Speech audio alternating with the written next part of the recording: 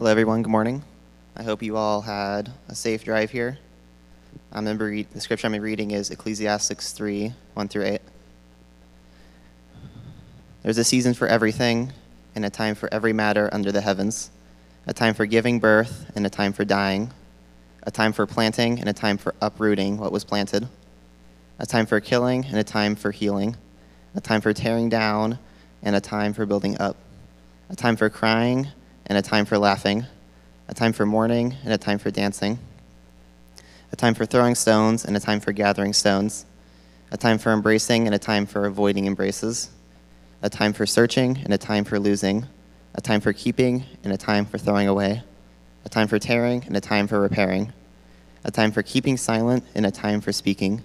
a time for loving and a time for hating, a time for war and a time for peace.